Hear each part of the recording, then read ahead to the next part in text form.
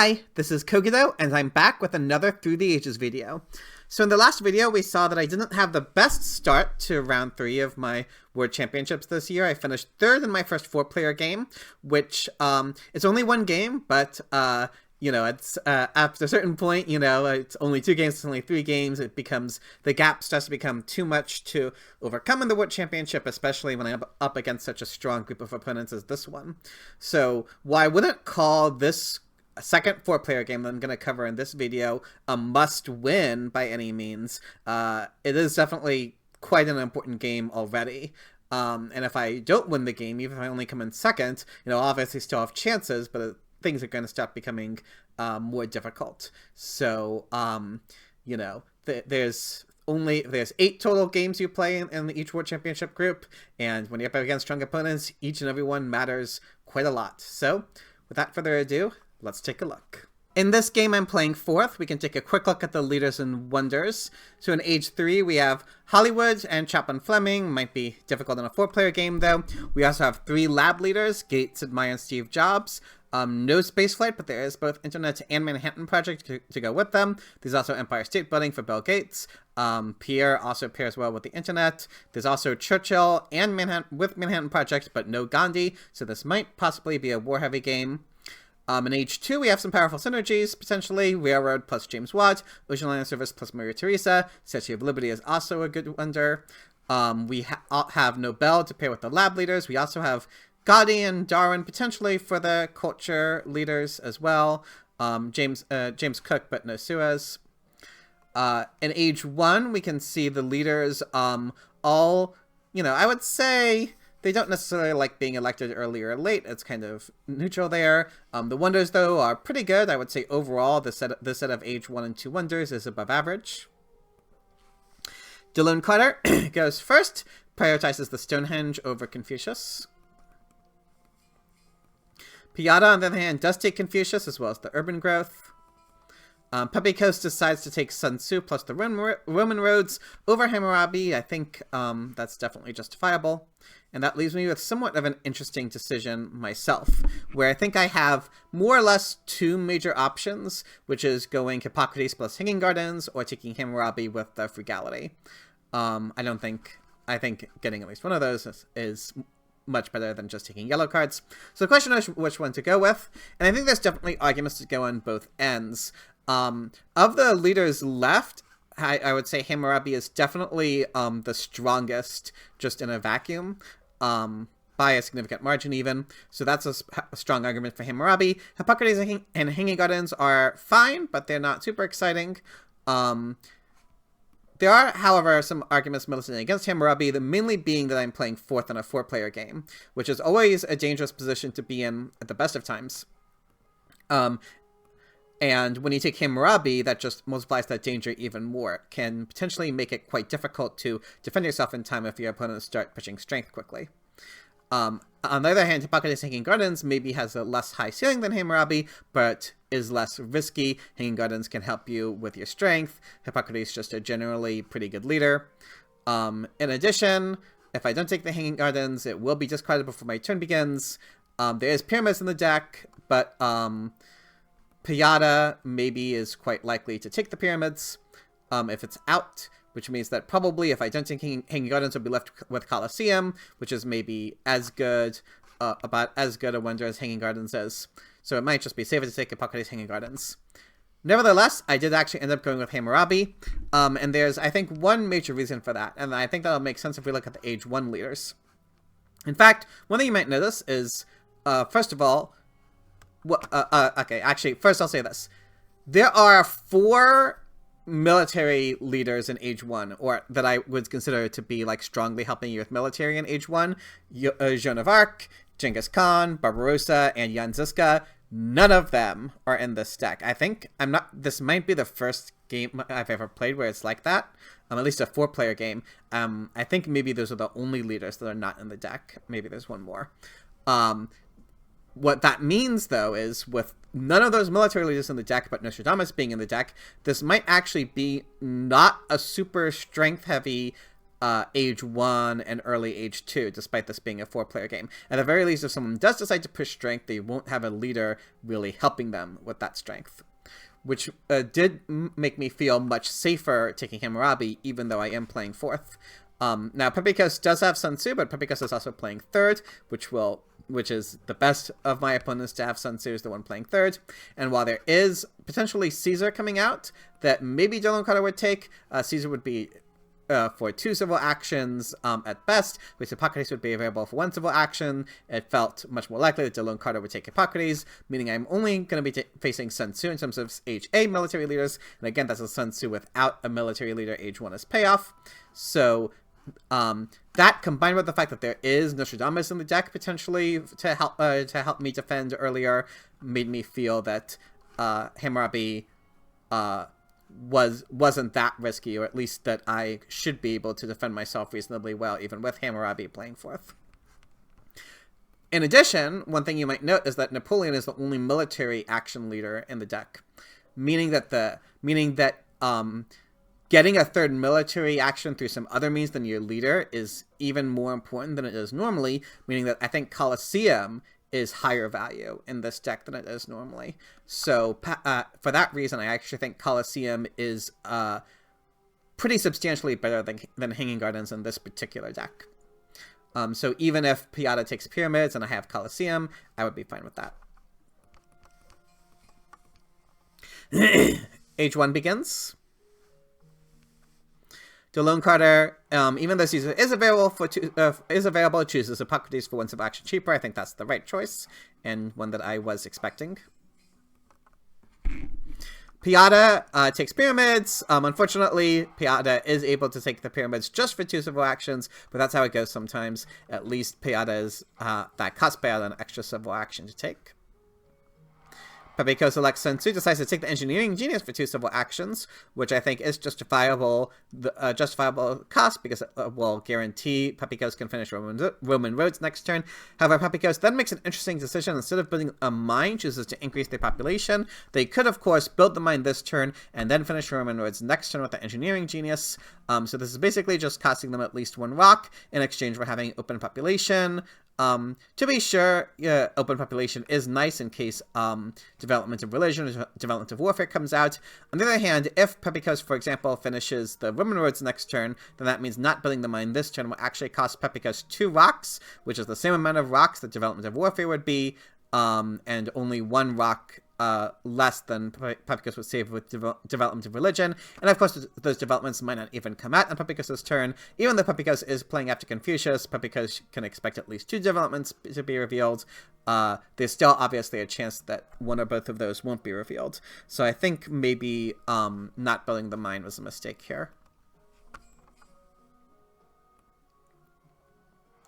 As for me, after electing Hammurabi and building a mine, I'm now faced with somewhat of an interesting decision. I would say there's 3 notable cards on the road for me, which doesn't include the Colosseum, because all of my opponents have a wonder, so even if I want the Colosseum, I can always just get it next turn for 1 civil action. So the other 3 cards worth mentioning are Nostradamus, Alchemy, and Engineering Genius. Engineering Genius, obviously a very powerful age 1 yellow card, especially when you get it this early. You can use it on your age A wonder. Alchemy, just nice to have it in your hand when it's so early to know that you'll be able to work on the economy soon. And Nostradamus is a very powerful leader that I could take. Of these 3 cards, Alchemy maybe is the one that's most immediately useful. I can use it in 2 turns from now. Engineering Genius, also pretty immediately useful. Nostradamus, more of a long-term investment. So in those terms, maybe there's an argument to take Engineering Genius or Alchemy, even though they're for 1 civil action more. However, I ended up taking Nostradamus. And aside from the fact that Nostradamus costs 1 civil action cheaper, which is definitely highly relevant, the major reason I did that is because, again, I'm playing Hammurabi in 4th position, and even though there aren't any age 1 military in any of the age 1 military leaders, that can still be somewhat dangerous if one of my opponents manages to find a way, maybe Pepikos especially, manages to find a way to push strength hard. I could definitely be in a dangerous position with Hammurabi. So for that reason, I think especially in a 4-player game, Nostradamus is the best H1 leader to pair with Hammurabi, because Nostradamus is the leader that makes it easiest to defend yourself. So even though with Hammurabi, it might be difficult to build strength quickly, guaranteeing myself that I have Nostradamus in hand, such that whenever my opponents push strength, or maybe when the event deck flips, I can just elect Nostradamus and be chill for a little while. That felt extremely valuable to me, just as a very nice insurance. As I said, I think Nostradamus is the best H1 leader to pair with Hammurabi in 4-player games, at least. So that's why I took Nostradamus here, and then with my last civil action, I just increased my population. And I drew a Kidnap. Bad card. Dylan Carter Seeds reveals the development of civil life. Dylan Carter takes the alchemy that I didn't, then builds a stage with the Stonehenge and increases the population. Piata Seeds as Confucius reveals his development of markets. Builds a second, gets a second lab, takes the engineering genius that I didn't take, so both my opponents took the powerful cards that I didn't. Which of course happens sometimes. Often. Pepiko's Seeds reveals the development of agriculture. Pepikos decides to take this opportunity to finish Roman roads, and again, as we can see, not building the mine ends up costing Pepikos 2 rocks. So far, neither warfare nor religion has been revealed. We'll see if one of them gets revealed before Pepikos' next turn. As for me, I can't seed. Without any of the Age 1 winners on the row, I thought that the Colosseum should be good to take again, especially since Napoleon is the only military action leader in the game, aside from Caesar. Colosseum seemed better than usual. So after taking Colosseum now, and with development of civil life and markets, I decided to build the lab with civil life and then take rocks with development of markets. Because I have this frugality in my hand, I figured rocks were more valuable to me than food would be. Anyway, after Colosseum, I now have 4 civil actions left. It is not too difficult to get out of corruption. I can't do it just by working on the Colosseum. But I can get out of corruption just by increasing my population 2 times, which I can do with the frugality. I could also just do it 1 time without using the frugality if I wanted to. But basically that leaves me with 2 to 3 free civil actions, take whichever cards I wanted.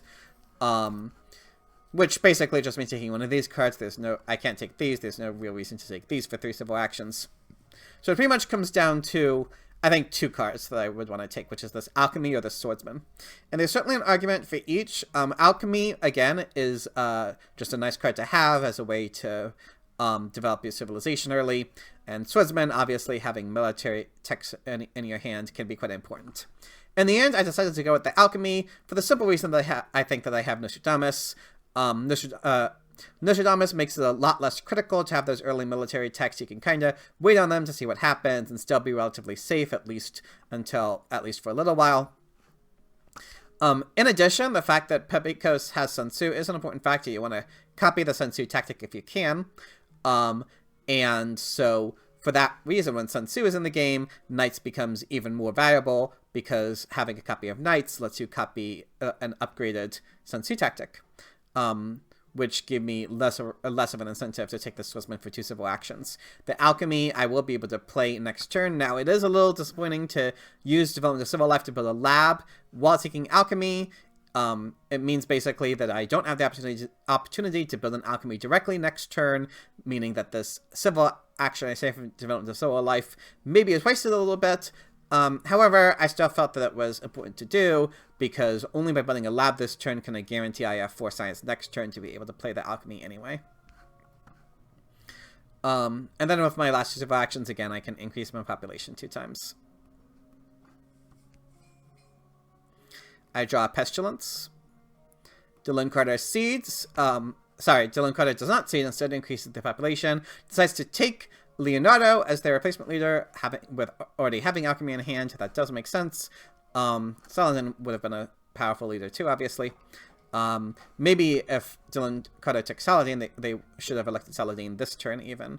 So I think Saladin, maybe there's definitely a good argument for Saladin too. Maybe they're about equal in Dylan Carter's situation. Can get out of corruption by building 1 stage of Stonehenge. Piata Seeds reveals the development of settlement.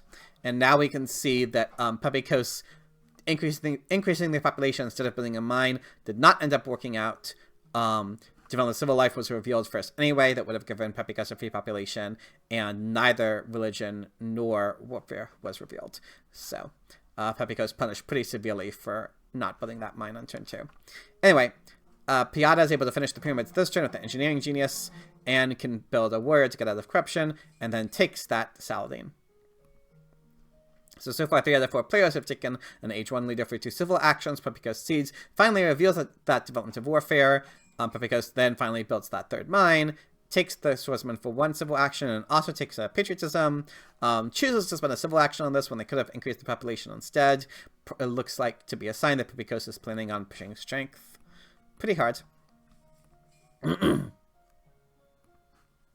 my turn, I decide to seed Pestilence. I do have the leeway to, you know, not be in corruption, even if a resource offense is revealed.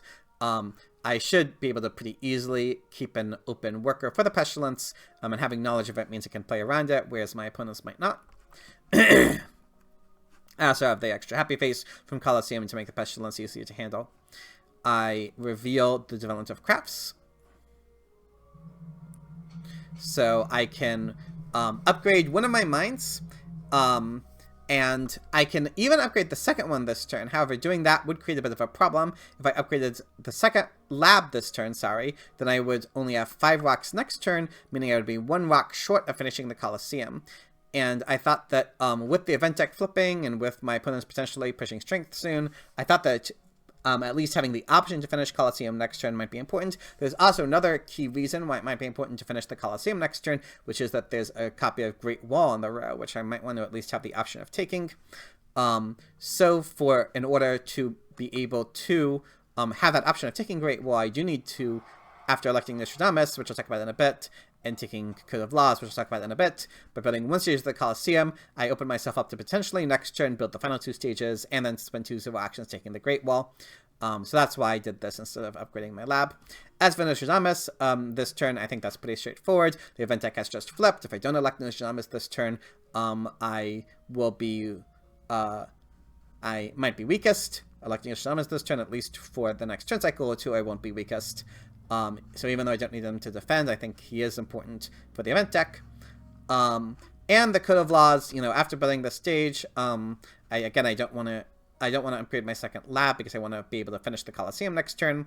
So that means I kind of just have to take cards. Definitely there's some other strong cards on the road. There's this copy of Breakthrough for 1 civil actions, for example. So it could take this plus the Rich Land, perhaps. We could also take this copy of Irrigation. It's an okay irrigation game. There's no Machu Picchu, but there is Ocean Liner Service and Statue of Liberty. However, I felt that especially with me having Alchemies, the Code of Laws was just the strongest possible card I could take here. Again, with Alchemies, I should have the span of science to be able to play it relatively easily. And it's just in general a powerful card, obviously. So I just value it above the other cards. I do think Breakthrough plus Rich Land would have been a very defensible play too, though. I draw Dark Ages. Delone Carter elects Leonardo, finishes Stonehenge, and is able to upgrade the lab for the Leonardo bonus. Strong turn. Piata Seats. Reveals a Carter Arms. We can see that my allies and Nostradamus already just to pay off. It means that I am not hit by this Carter Arms. Instead, Delone Carter and Piata are. Piata elects Saladin. Builds a temple to get out of corruption. Maybe a sign that Piata has seeded Rebellion, but maybe also just Piata playing around a Rebellion. And again, you know, I can think mostly just getting out of corruption. And then Piata takes a Rich Land and an Irrigation. Because Seeds revealing a strategic territory. I actually bid both my units here. I think I was not expecting to win the territory, so I just wanted to make it a little more expensive, potentially, for the person who does win it. And also with Nostradamus, even if I did win the territory and send away both of my units on it, I would be able to. I would be fine. But Delone Carter ends up winning it. At least they have to spend 2 bonus cards on it. Because then plays a Phalanx Tactic and builds a Knight. So it looks like perhaps the Phalanx Tactic will be upgraded, meaning that, again, Knights will become particularly valuable. And Pepicos also builds a temple, probably, again, mainly to get out of corruption. It's my turn. I decided to see the Dark Ages. I am not weakest, obviously. Even though I have alchemies, at least I know that the Dark Ages is in the deck, so I can try to play around it. In addition, Piata and Dylan Carter both have a lot of science stored up, so if they can't find a way to spend that before the Dark Ages comes out, it might hit them somewhat hard. The event I reveal is my Pestilence that I seeded. Definitely good timing for it. Neither Piata nor Pepikos have an open worker, so it'll hit them pretty hard. Dylan Carter does. But so do I, so it'll be pretty fine for me. And I decide I have several options here. Again, I could upgrade the lab instead of finishing Coliseum. I could take the Swordsman. I could maybe take the Iron or something. But in the end, I decided to go with the line that I mentioned previously, which is to take the Great Wall. There's a couple reasons to take the Great Wall here for me, I think. First of all, it's just generally a strong wonder, especially in a 4-player game. The Happy Face also pairs pretty well with the Coliseum, I think. It means that I should have no unhappy workers throughout the entirety of the first half or so of Age 2 until I start upgrading farms, meaning I can very easily just skip the Age 1 Happy Face solutions, just use an Age 2 Happy Face solution. That's really strong if you can pull it off. And you know, even though I have Nostradamus, it still might be, I still might have a little difficulties in strength, especially since I don't have a tactic in hand or an H1 military tech. I mean, I could take the Swordsman as an H1 military tech, but right now the only tactic is actually the Phalanx that Pepikos played, and especially since it might get upgraded, I would rather wait for Knights instead of take this copy of Swordsman. It would still be obviously useful to have, but I just thought the Great Wall was overall higher upside than the Swordsman. Provides a potential rock sink in case I have some extra rocks that I can't spend well otherwise. And again, it's just quite a strong card in general. I draw an Open Borders Agreement to Raiders and a bonus card. Dylan Carter takes that Swordsman, gets 2 Swordsmen going, and that's it. But that does put Dylan Carter at 6 strength.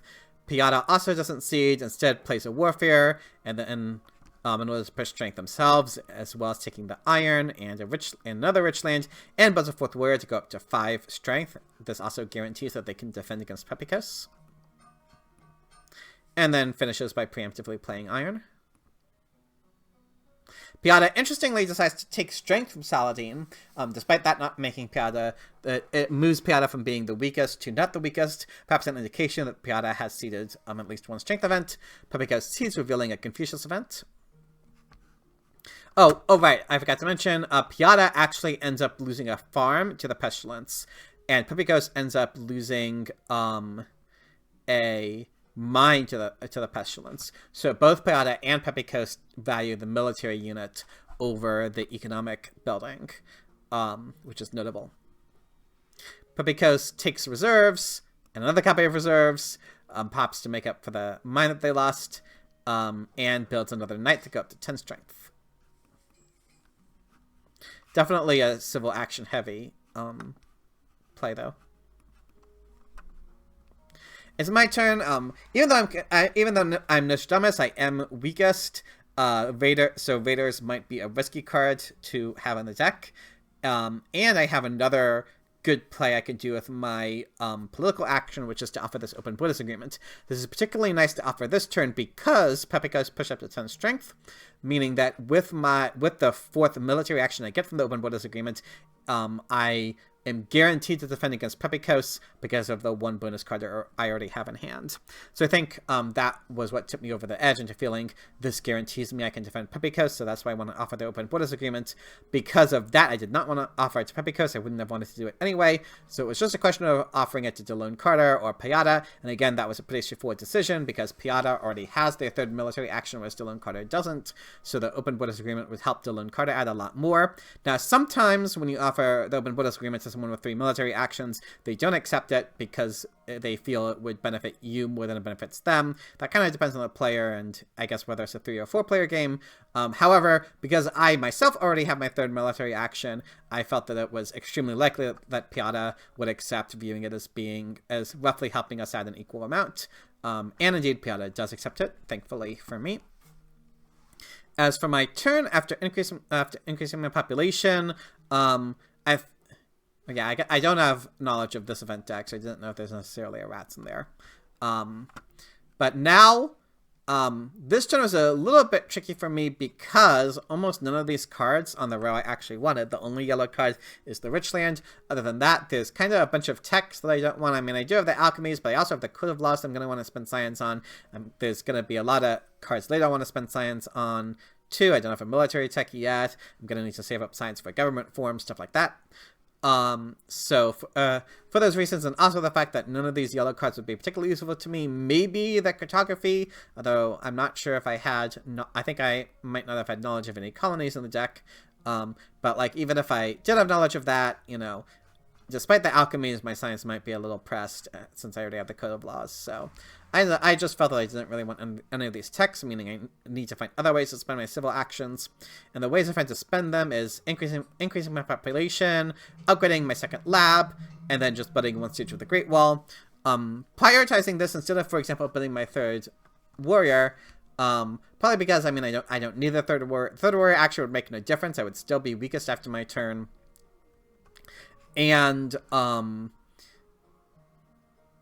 I kind of want to keep this unit back because I would rather put it into a knight instead of a warrior, so I could copy Pepikos' phalanx tactic. I could have built 2 warriors instead of upgrading my lab. However, not only would that have cost me a science for not upgrading the lab, but putting both of these free workers into something is a bit of a risky play because then I will be in uprising until I can finish the Great Wall, and it's not clear when I'd be able to finish the Great Wall if I'm putting so many resources into my military units. So for those reasons, I decided to just keep these 2 warriors since I can still defend against Pepikos and do those other 3 things instead. That leaves me with 1 civil action left, and with that I just take the rich land. Again, even though it'll be a little while perhaps before I can use the rich land, it'll definitely be a useful card for me at some point, whereas the technologies are of questionable utility. And I draw a new deposit, a good harvest, and a rebellion. The Lone Carter also finishes upgrading the labs, plays a fighting band tactic, takes the monarchy, plays the monarchy, and then takes that cartography that I did not take. Payada also doesn't see it, instead plays their own fighting band, upgrades 3 mines. Oh, something that I forgot to mention. Last turn, Payada did an interesting play where they could have upgraded a mine last turn, but instead chose to take a rich land with their civil action. So because they took the rich land instead of upgrading their mine, that means that this rich land is basically only giving them 1 rock, which is typically not worth a civil action this late into age 1. So I'm not entirely sure why Payada did this, but maybe Payada wanted to save up those rocks. Actually, I see why Payada did it, which we can see when Payada takes this Forbidden City, where that 1 rock that Payada saved by taking the rich land means that Payada will have 8 rocks next turn, which is just enough to finish Forbidden City. So Payada must have been looking 2 turns into the future of wanting to finish Forbidden City next turn when they took the rich land last turn. So that was pretty clever, actually. Pepikos sees reveals a cultural influence. It gives everyone except me 1 culture. Pepikos then plays the reserves for food because they have a heavy cavalry tactic now that they can build out with this free population. Unfortunately, I will almost certainly not be able to use the heavy cavalry, so it looks like I won't be able to get the upgraded Sun Tzu tactic. After all, Pepikos now replaces Sun Tzu. Age is about to end. Eleanor, decent enough leader. Especially with the Theocracy giving Pepikos an extra military action. Theocracy definitely assigned that Pepikos is planning to continue pushing strength over the next few turns. I decided to seed the new deposits. Kind of an interesting decision in some ways, you could say, because I'm on bronze mines. Oh, I revealed the barbarians, which doesn't do anything. Because obviously I'm still on bronze mines. Payada has upgraded all of their mines, so it's going to help Payada a lot more than it'll help me. However, first of all, both the Lone Carter and Pepikos are only on bronze mines. Pepikos might even only get 2 rocks from it after the age ends. So the new deposits will at least not be that good for them. But the main reason I wanted to see that is because I wanted to be able to finish my Great Wall as soon as possible. And I think one of the downsides of Great Wall is that I think it's the most expensive. I'm pretty sure it's the most expensive Age 1 wonder. And it can definitely be a little bit of an effort to finish. And so I thought that with the new deposits making it, making me potentially being able to finish Great Wall turn earlier, for example, I felt that was a good enough benefit to me to outweigh the fact that Piata is going to get more of a pure rock amount from it. Anyway, as for my actual turn, I had to decide what I wanted to do. I am definitely in danger of an aggression from Puppy Coast, so I need to deal with that somehow. And in the end, I decided to do it by taking this copy of Knights. It is only for 3 civil actions. However, again, most of these other texts I don't really want anyway, so it doesn't even really matter to me too much in the end that was cost 3 civil actions, because these civil actions aren't very valuable for me this turn. I can build a knight that will put me up to 7 effective strength, meaning that I am only 6 behind Puppy Coast. That does not guarantee me a defense. I would need 2 bonus cards to defend Puppy Coast aggression. On the other hand, Puppy Coast only has 2 cards in hand, and probably at least one of them is an event because of Eleanor. Eleanor also incentivizes Puppy Coast to steal instead of trying an aggression, especially if the aggression is not certain to hit. And I figured for those reasons, it seemed somewhat unlikely. At least there was a good chance that Puppy Coast wouldn't aggress against me, and this is the best I can do this turn regardless, so I didn't really have much choice in the matter. Actually, maybe the Warfare... No, the Warfare would have been an equivalent amount of defense. Anyway, after doing this, I'm left with 1 civil action left, with which all I can do is take a card. I could float it, but I didn't really want to do that, so I decided to just take the Warfare. Definitely kind of an overkill with me already having 4 military actions, but you never know. It could definitely be useful, especially if Puppy Coast continues pushing strength. Maybe I will have to play the Warfare one turn in order to feel safe against a Puppy Coast aggression. And again, it's just I don't want these H1 happy face solutions. I don't want the printing press. So it was the least bad option here, I think.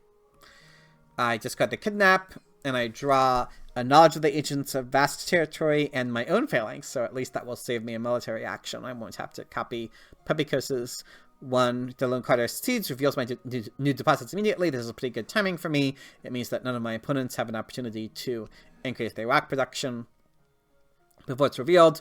The Lone Carter builds a knight themselves, getting up to 9 strength, and takes a copy of Iron. Unfortunately, this does mean the Lone Carter will be in corruption, but I think the Lone Carter, after the new deposits, that was pretty much inevitable. So definitely really good timing for that new deposits. The Lone Carter effectively only gets 1 rock from it. Piata Seeds reveals the Dark Ages. This is my other event that I seeded, and we can see it's also really a good time for me. I lose less science than my opponents do. Piata decides to take the Alchemy and finishes the Forbidden City, as I talked about previously. Turns out Piata could have just upgraded the mine last turn because of the new deposits, but of course Piata had no knowledge of new deposits. And finally, Piata plays the Alchemy preemptively. Age 2 begins. Puppy Coast sees and doesn't aggress me, thankfully, reveals a Confucius event.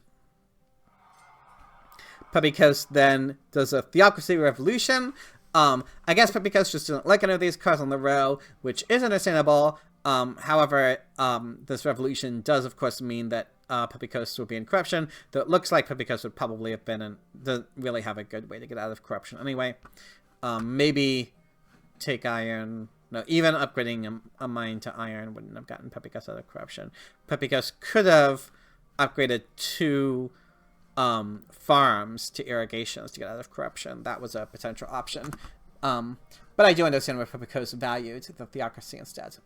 But it does mean that effectively Puppy Coast got 0 rocks from, or Puppy Coast also got 1 rock from the new deposits. So at least 2 of my opponents, the new deposits helped very little. I play my Phalanx tactic to go up in strength. It should be noted, of course, I will say, unfortunately, I didn't note down my the Nostradamus reveals, so that information was lost to me, but I do remember, I went over this game before starting recording, so I remember some about the events in the deck, and I also remember at the time, because it turns out, of these 6 events in the deck, 3 of them are strength events and 3 of them aren't, and all 3 of the non-strength events got revealed while I was weakest. And I remember that because I actually at the time did the math to figure out what the chances of that were, and they were quite low, let me tell you. So I was pretty fortunate. Now, one of these is a 4A that I'm not going to be able to win anyway, but still that means that 2 strength events that would have hit me if they were revealed before my turn are not going to hit me, because I will be able to get, you know, with the Nojama's bonus, I won't be weak as compared to Dylan Carter and Piata after my turn. So that's definitely quite a fortunate event deck ordering for me. Anyway, with my new deposits rocks, I decided to go ahead and upgrade 2 of my iron mines. By doing, I had 6 rocks previously, which was just 1 short of finishing Great Wall. But after doing this, I will have 7 rocks next turn, which is just enough to finish Great Wall. So that just seemed like a very nice, just way things turned out, and just the strongest thing I can do on this turn. I discard the Vast Territory because Dylan Carter has Cartography and I only have 1 bonus card. And I discard the Rebellion because even though I will have a second Happy Face after Great Wall, it doesn't look like any of my opponents were particularly likely to have an unhappy worker anytime soon. So it seemed like it would probably just be a neutral event at best. And I draw a bonus card of Refugees and a War Over Territory. Dylan Carter's Seeds reveals that foray that I mentioned that sadly I'm not in on, but that's how it is. Dylan Carter then is able to upgrade all 3 mines to iron mines, which is definitely a strong turn, and then adopts the Phalanx tactic, sacrificing 2 draws for it, definitely a substantial cost at the beginning of Age 2, but I certainly understand doing it, going up to 11 strength. Piata does not see it, unsurprisingly, decides to upgrade a farm to irrigation in order to get out of famine. Then upgrades both of their labs too to have a pretty good economy going. And then takes a copy of Urban Growth as well as Code of Laws.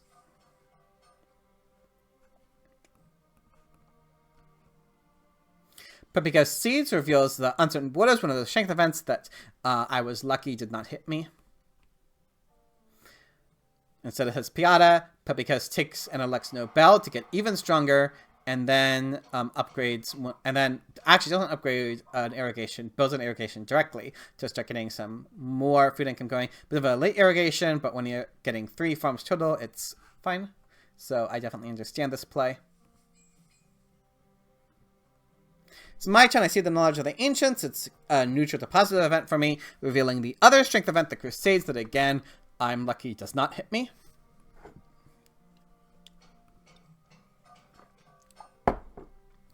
Then instead of finishing Great Wall, I actually decided to upgrade my last mine. Maybe this is another reason not seeding Rebellion, for example, is another thing that lets me do this play. Why don't I finish Great Wall? So this is also a thing I remember. There actually, I think, are not any... None of these Age 1 events, I believe, are strength events. Well, I think so. We'll see when they get revealed. But I'm pretty sure that's why I decided to delay the Great Wall another turn. Because I don't actually need the strength. So it's more valuable to just get the extra rock. That does leave me with forceful actions left. And I use them to take Napoleon. This is this choice of which cards to take from the row was something that I spent, I think, a fair bit of time on. There are a number of other options. There's an organized religion that I'll probably want at some point. There's a cannon, always a powerful card to take. I could take the Republic to guarantee I have an H2 government form when I have the science for it. So definitely a lot of other options. However, there are a couple important reasons why I took Napoleon. One is we can look at the H2 leaders that are in the game. So James Watt, I mean, could be okay for me upgrading to selective breedings, but not too exciting when I already have irons.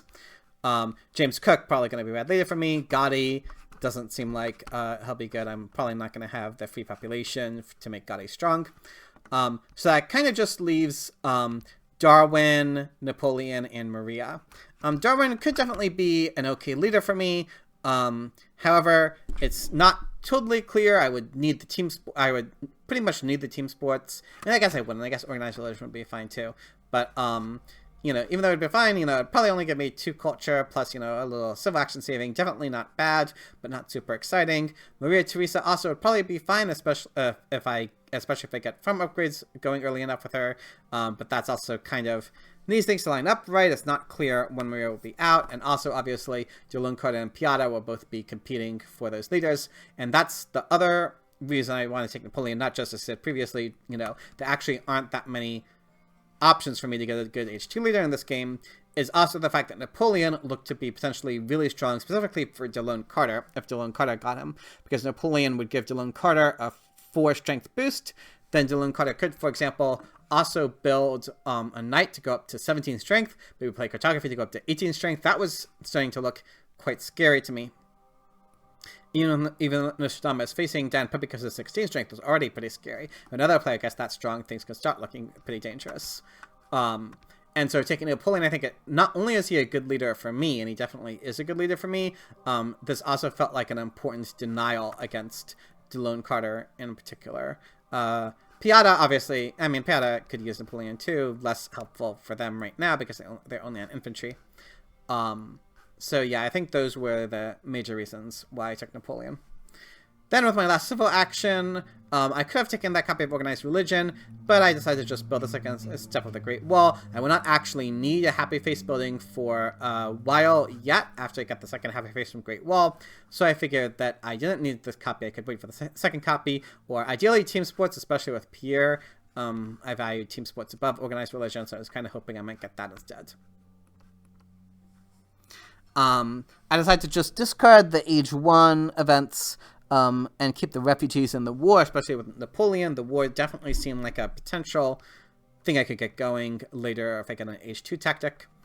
And I ended up trying another war, the other one, as well as an international negotiations and the popularization of science. Jolene Carter's Seeds reveals a historic territory. I was not willing to bet on this one. I think I figured that I wouldn't win it, and yeah, I would have been too vulnerable to an aggression from Pepicos if I did. So I just let my opponents compete for it. Pepicos ends up winning it, having to spend 3 bonus cards on it. Unfortunately for Jolene Carter, this was revealed before Jolene Carter could play cartography. That's definitely bad luck for Jolene Carter. Jolene Carter then takes the copy of cannons that I didn't, as well as builds a 3rd lab, actually, to get some nice science protection going, as well as the copy of Organized Religion that I didn't take. Piata takes the copy of Republic that I didn't take, to have a government in hand. Also takes Cavalryman to get cavalry units going finally, as well as an upgrowth and a wave of nationalism. Unfortunately, Piata does not have the science really to play any of these techs. Does not have the ability to do much on their civilization. Could have taken the Louvre, but obviously not a particularly exciting wonder, so I just decided to take a bunch of cards instead.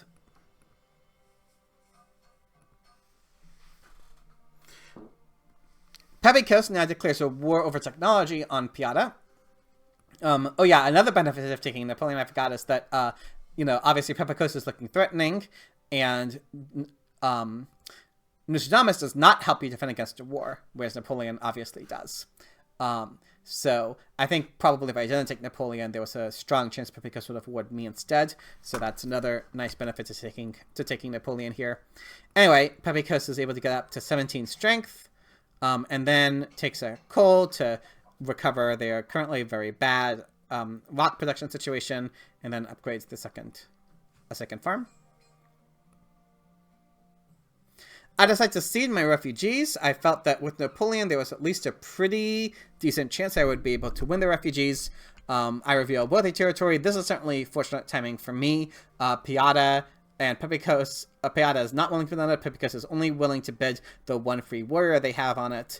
And Jolene Carter is also not willing to bid on it because they would not be able to replace their unit, which means that I effectively get to win the colony for free, which is really good for me. The event deck has been quite kind to me this game so far. That's undeniable. Anyway, with the wealthy territory, I am able to finish the Great Wall, as well as, I'm able to finish the Great Wall. Well, I could have done that even for that, but yeah, I have the free population to rebuild my army.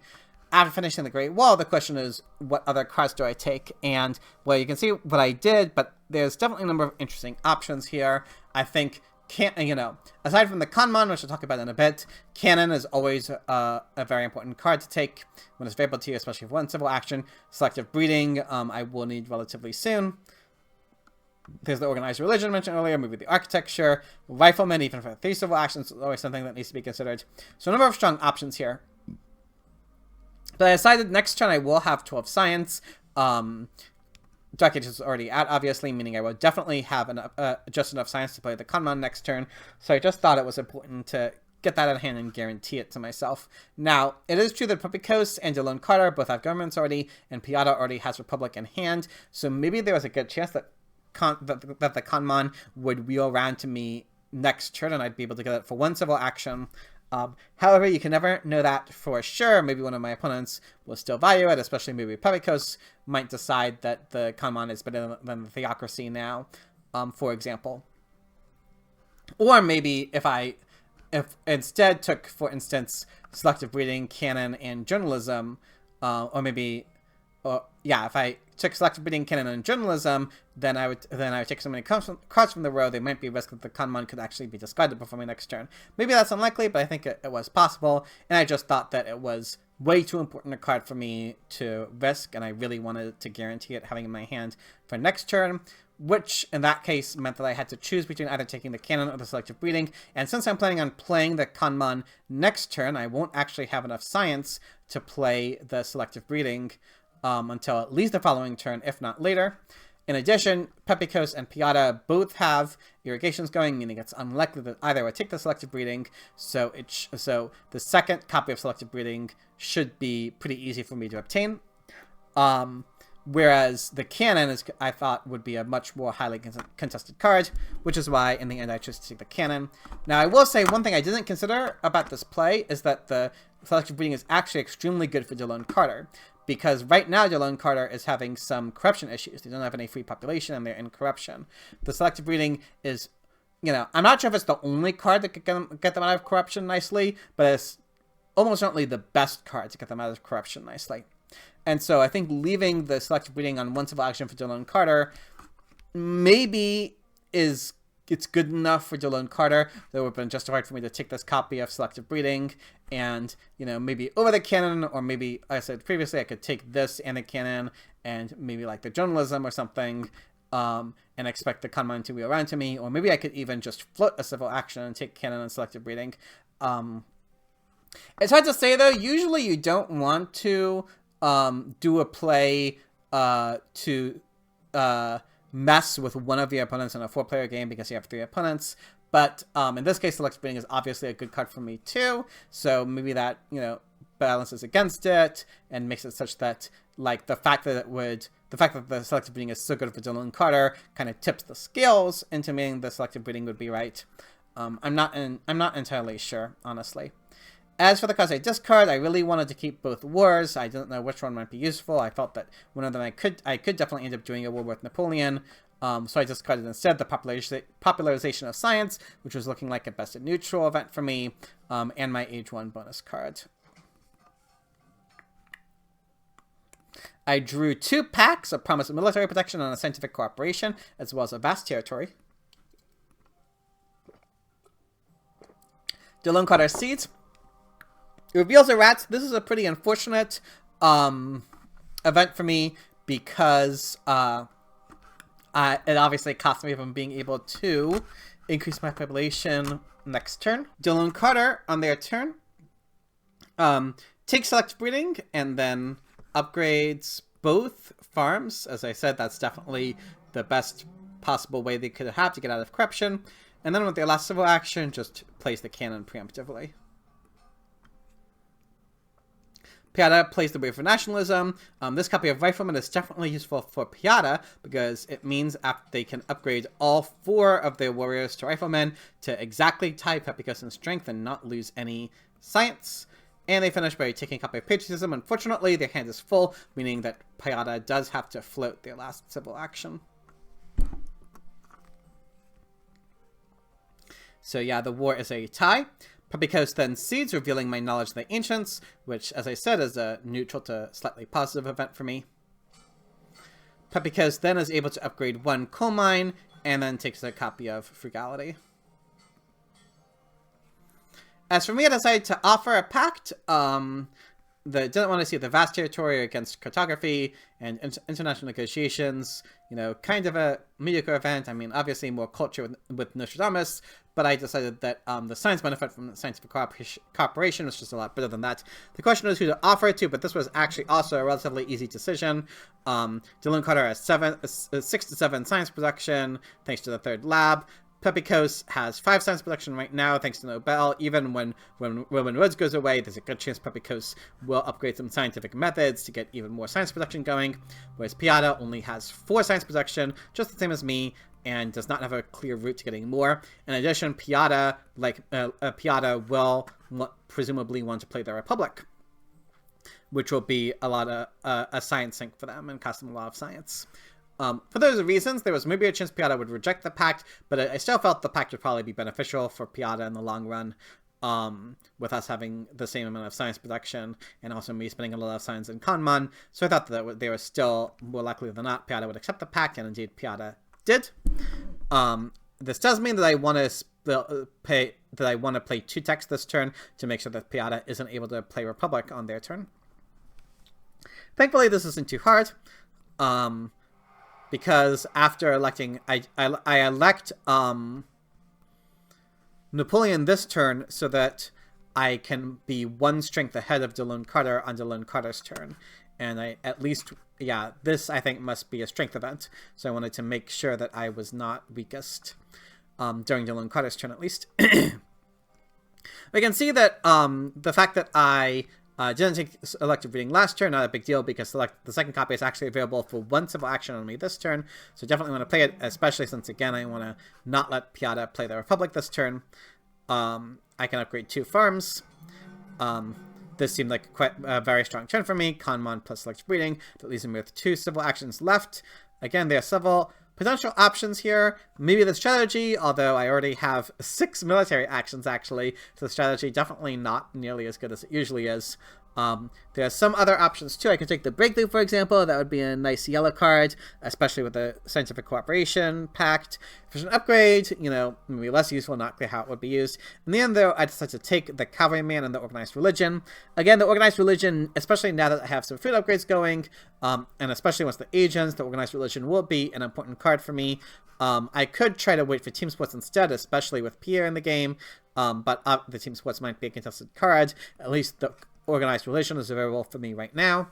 And it also lets me, when I take it, lets me take the Cavalryman, which is just always nice to have available in case I need it for any Age 3 tactics. If I can get the Rifleman too now, I will be set up for all Age 3 tactics.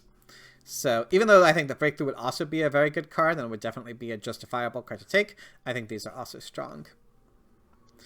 And I don't have to discard anything. Instead, I draw a Terrorism, a Developed Territory, and a Raid. Dylan Carter takes Maria as the H2 leader, as well as the strategy that I didn't take and plays it. Definitely a good card for Dylan Carter. Dylan Carter is also disbands the Swordsman in order. As we'll see, they'll play a tactic, and then increase the population, takes a Breakthrough, and plays the Napoleonic Army tactic to go up to 20 strength and become the strongest.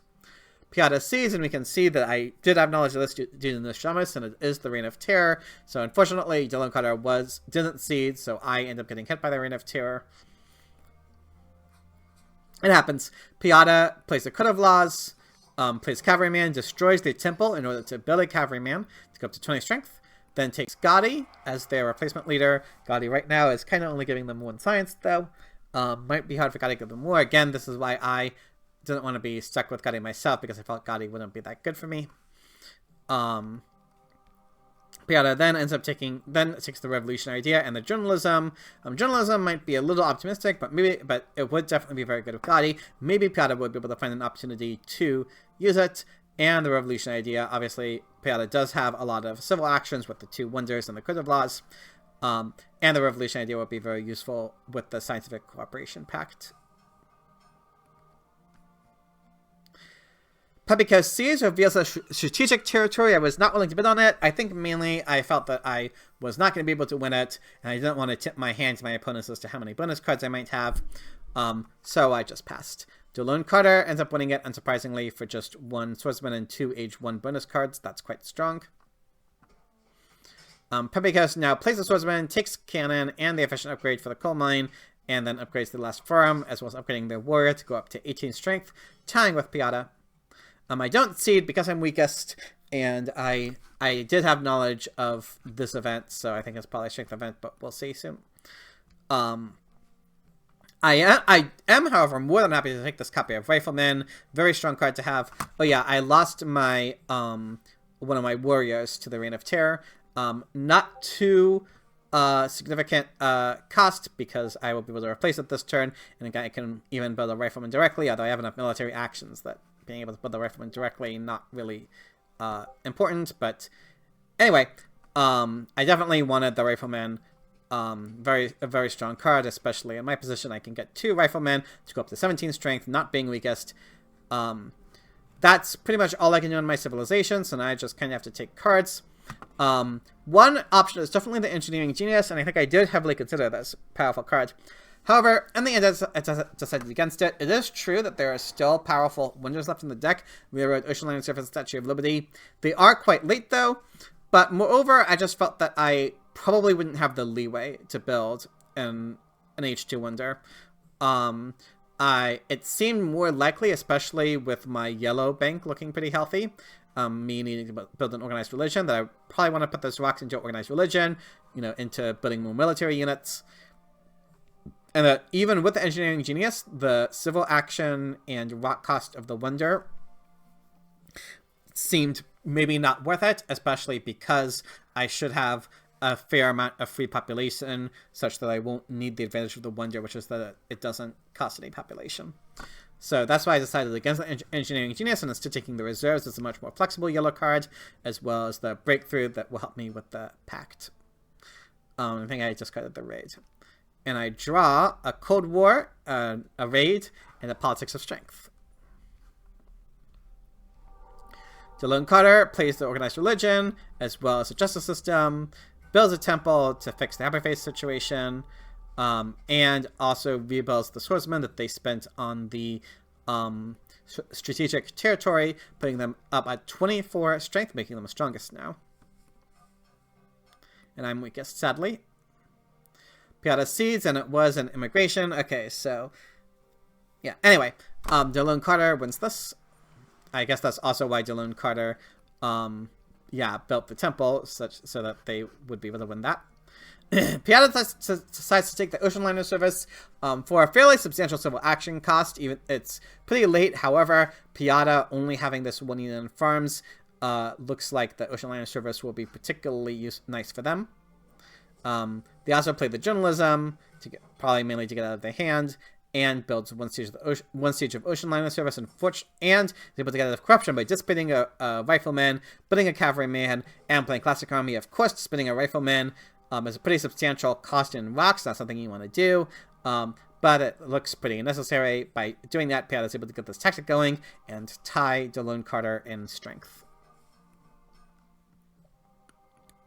Pepikos then upgrades the second mine, plays the Patriot System before the agents to build the swordsman, and play a Conquistador's tactic to now actually become strongest by 1, and then takes another rich land, probably planning to build a 3rd coal mine with it. I don't see because I'm weakest, and I will not be weakest after my turn. Instead, after playing the cannon, I am able to build a cannon and copy the Napoleonic army tactic that Delone Carter played, putting me myself at 27 strength, making me the strongest. With my remaining civil actions, so one thing I decided to do is take the architecture. Because I'm not planning on betting an H2 wonder. This is certainly less valuable than it normally is. However, I did feel somewhat pressed for rocks, with only being on iron mines, and maybe only getting this urban growth on the reserves as rock yellow cards. Efficient upgrade wasn't clear whether I'll ever be able to use it. So I felt that the architecture, just for the rock savings, might end up being valuable.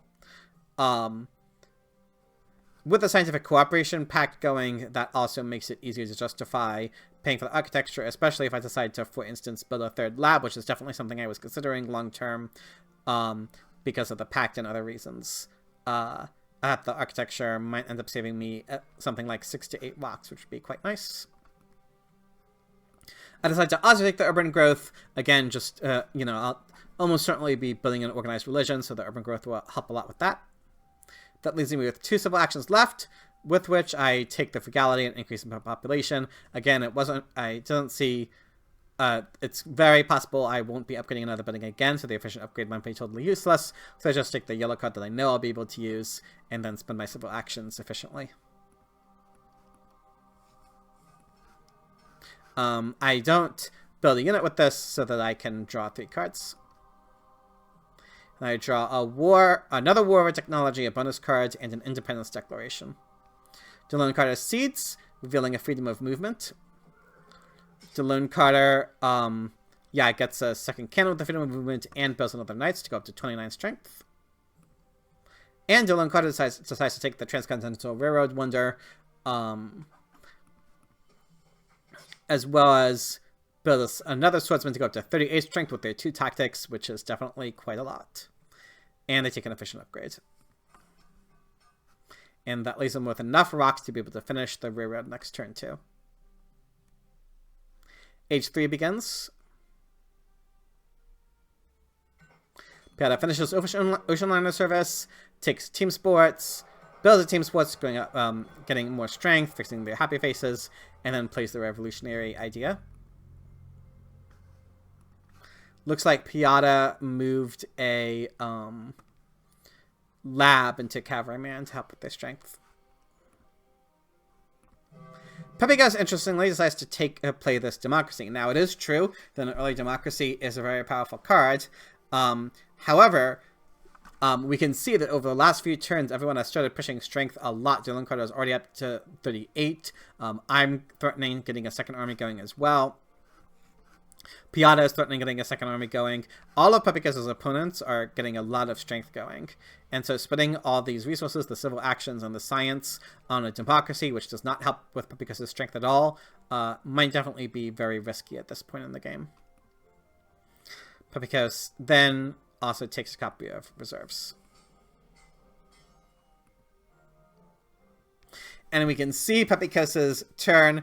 In Pepigas' defense, I will say that after this, they admitted that this turn was a mistake from them, and that they, it was too risky and left themselves too vulnerable, which indeed they did. I am able to declare a war over territory on Pepigas. Now, I could have also declared the war over technology. However, Pepigas does not have any blue text to steal, and if I did a war over technology, Pepigas could just not defend at all and play, for example, the cannons to only let me steal 5 science. Now, stealing 5 science would certainly be good, don't get me wrong, but it felt like a waste to get a super big war going to only get 5 science and and Pepigas doesn't even have to defend. So, as either the war in territory, which if Pepigas chooses not to defend would be even better for me, was more useful in this current situation. Aside from that, I can build a temple along with that architecture, and then still be able to get a second army going, because I also moved a worker from alchemy to cannon with a freedom of movement. That made it a lot easier for me to get this big war going. And even though I have the scientific cooperation pact, Piata also only has 1 alchemy, and I felt that the science was just less important than getting the population from the farm and the rocks to be able to feed even more into my military in the coming turns. This leaves me with 3 civil actions left, with which I take a copy of reserves. I am now really limited in the amount of techs I can place. I didn't want any of these techs, didn't want the sufficient upgrade or engineering genius for reasons already talked about. So the reserves, I think, was very clearly the best card in the row for me. And then with my last civil action, I actually play this copy of reserves for food. The reason being, even after the war, with only 3 food, I would not have enough to increase my population next turn, so I'd almost certainly want to play it for food next turn anyway, so this just, lets me do that efficiently, because I don't want to take any of these cards for 1 civil action. I discard my independence declaration mainly because it's a strength event that does not help the strongest, it only hurts the weakest, so I wanted to keep the strength events that would help me too. And I draw a war over culture, a positional army, and an armed intervention. So certainly a message from the game telling me how I should play h3. But now that we're one turn into h3, this is a good time to take a look at the player's overall situation. In terms of culture, Pepe Coast is currently ahead. Not by that much, though. Science is pretty low for everyone, actually. And rocks production is also exactly the same for everyone. Now, there is a difference in some difference in food production, with me, Dylan Carter, and Pepe Coast having food production from farms, whereas Pat has the ocean liner service. That's probably about equal. And in terms of civil and military actions, we also all have almost the same amount of civil actions, with 7, except 6 for Dylan Carter. Dylan Carter and I do have substantially more military actions than Piotr or Pepe Coast do, notably. But the economies actually seem mostly pretty equivalent mostly pretty equivalent. Now, it should be noted that Pestilence way back when that I played is still having effects even now. Pepe Coast still only has 2 mines, and Piotr still only has 1 farm. They have managed to find ways to compensate for these weaknesses through the coals and the ocean liner service, but that is still a weakness that plagued them, throughout the game so far and into the future. So always interesting to see how these things can continue to have an impact turns down the line. But I would say right now the major thing that's differentiating the players is their strength situation. With Dylan Carter and me having this Napoleonic army tactic and Dylan Carter having their railroad, and with us having more military actions, we're in a pretty substantially better military position than either Piotr or Pepe Coast, especially Pepe Coast, who is only on this weak conquistadors tactic with only age 1 military techs going. Having spent a lot of resources on the democracy, Piotr at least is in a somewhat better position in that they'll be able to get a second army going next turn at least. However, that will require Piotr to destroy a building in order to get a second free population. We can see again the farm that Piotr lost continues to affect them. And so Piotr will have to get even worse of an economy in order to be able to afford that second army, whereas Dylan Carter and I already have them without really having to lose that much. So for that reason, I would say that Dylan Carter and I look to be in the stronger positions right now, whereas Piotr will have to, after catching up in strength, will have to find some way to turn what little economy they have left into culture, and Pepe Coast is going to have to look for a way to survive until they're able to stabilize in strength. But that might be hard for Pepe Coast because Dylan Carter also has a war over territory that they declare against Pepe Coast. Dylan Carter finishes railroad, and Dylan Carter is also able to get the first copy of Air Forces, which is definitely nice. Piotr Seeds reveals an inhabited territory. Bad timing for me and Dylan Carter. There's no reason for us to bid on it because that would cost us in the one territory against Pepe Coast anyway. So Pepe Coast in the end is able to win it for 1 unit and 2 bonus cards.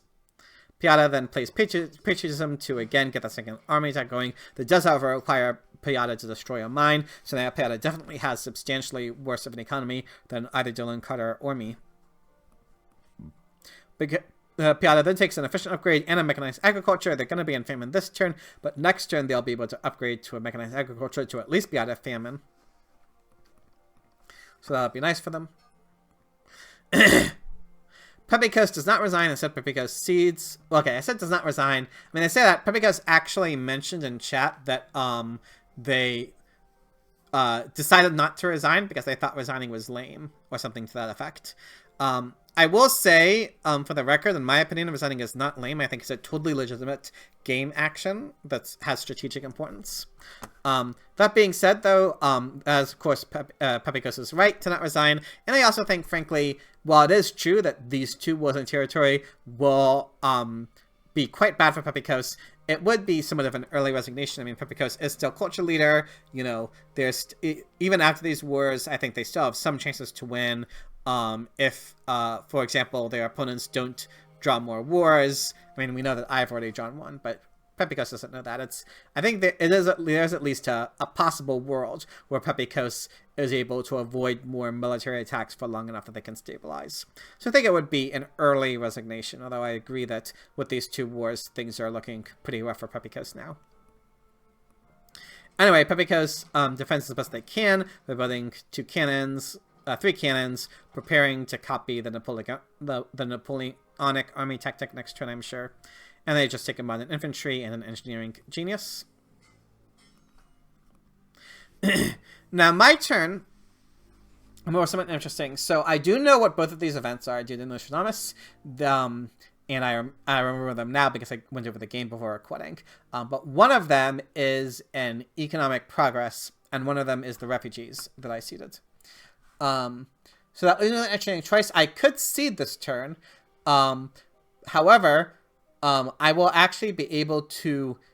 I will actually on my turn go up to 44 strength because I can build a rifleman with the Great Wall bonus, which will obviously make me strongest.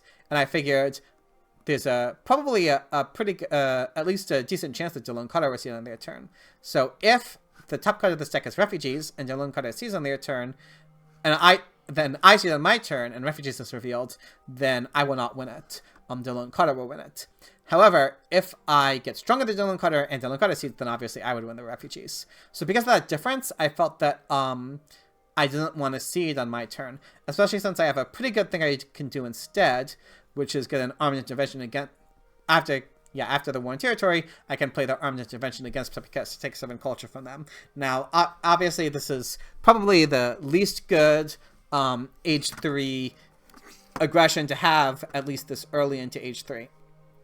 However, better than nothing, and like I said, because of the refugees in the deck, I didn't want to seed this turn, which meant that this was more or less my best option. Didn't want a war yet, I wanted to set up for a really big war down the line. Like I said, I can build a 3rd rifleman to become strongest. I can also have another free population with which I can do something else, and I actually decided to rebuild my lab with it. Didn't necessarily need to do this. I mean, this is pretty substantial rock cost to do. I could have just continued putting it in the military, but I just felt that 2 science production for the rest of the game, there was still more techs that I might want to get, especially in Air Forces would be a very important tech for me, obviously. I can't guarantee they'll have access to a revolutionary idea, for example, so I felt that the extra science from the lab might end up being quite nice for me. With my remaining civil actions, I then take those reserves again. I won't really have much science left to play many techs, so I didn't really want to take many techs. I didn't want the internet's bad wonder for me. I didn't want either of these leaders. Neither of them looked good for me. I didn't want the efficient upgrade for reasons already stated. So the reserves just seemed like probably the best card in the river for me, at least other than this copy of military theory. Another reason I wanted the extra science so that I could get this military theory and just really have enough military actions to do whatever I wanted military-wise. I discard the other war and the political strength. I'm not entirely sure about discarded political strength. And I mean, I think Cold War definitely a very strong card that I wanted to keep. Not sure why I keep negotiations over political strength, though. I guess there maybe... maybe I just felt that negotiations was less risky. Anyway, I drew Plunder and Impact of Population into Hybrid War. So I have 2 wars in my hand now. Dylan Carter gets 1 more yellow token than I do from the war. And Dylan Carter now has an occupier that he's against Papikos. So unfortunately, Papikos did not get lucky in terms of after this war, they got hit by 2 aggressions from their opponents. Dylan Carter takes computers for 3 civil actions, was the Sid Meier, getting the Sid Meier computers combo, and then just increases the population 2 times, builds a 3rd cannon to now and a swordsman to now become strongest. And Piata also has an armed intervention, so all 3 of Papikos' opponents managed to get aggressions against them this turn cycle. Definitely quite rough. Papikos gets out of famine, takes fundamentalism to be able to potentially protect themselves better, and reserves. Things are looking pretty rough for Papikos now, but it's not over yet, so I do think it would still be too early to resign, even though things are looking somewhat bleak. Papikos is at least somewhat fortunate in that they get the Chaplain this turn, which will save them from Uprising. Papikos also takes a revolutionary idea to be able to potentially play a tech, as well as build a 3rd swordsman, and copy the Napoleonic army tactic to at least stabilize and strength to some extent. Now they're not, at least, maybe not vulnerable to aggressions if they have a bonus card, which maybe is unlikely, but at least they're not vulnerable to aggressions from me or Piata now. But however, they do have to destroy one of their farms in order to get out of Uprising, since they built this military unit. But this farm is not really doing anything for them at this point anyway, because their yellow bank is almost completely empty, unfortunately.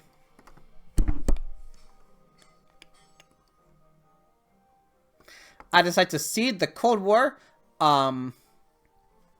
especially with the Scientific Cooperation Pact, just a strong card. And I decided, you know, even though I'm not stronger than Dylan Carter, like at this point, it's just like a 50-50. And, you know, I just wanted, you know, I didn't really have a better option to do with my politics phase. War wasn't looking good this turn. Aggression wouldn't be able to go through. So I just wanted to use my politics phase now.